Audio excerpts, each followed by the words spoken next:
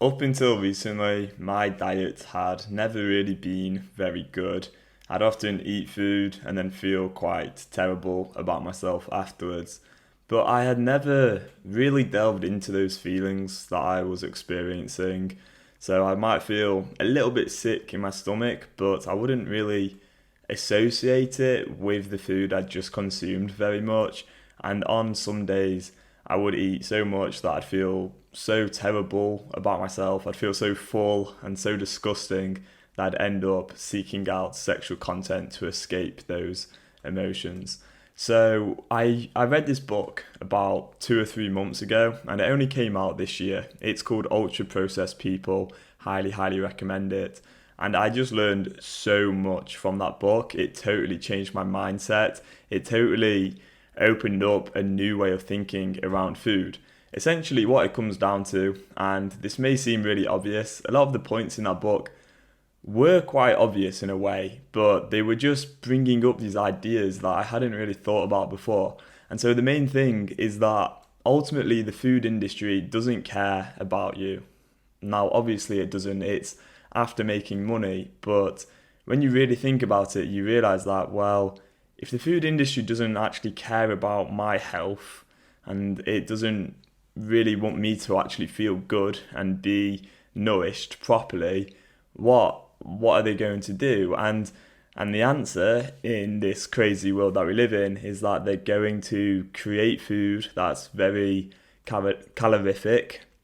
They're going to create food which is easy to consume. They're going to create food that maybe looks nice and appealing. They're going to create food that gets the dopamine spiking up. They're going to create that novelty.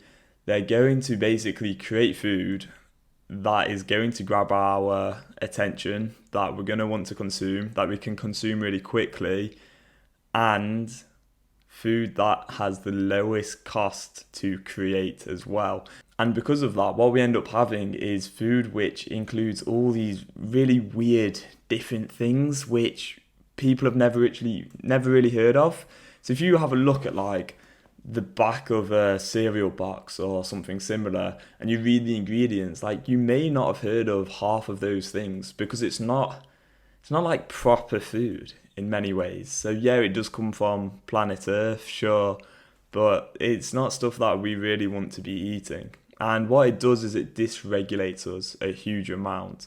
There's quite a lot of ways in which it dysregulates us. First of all, what's really interesting is our homeostasis, the way in which we regulate internally, like regulate our temperature, regulate how hungry we are, and many things like that.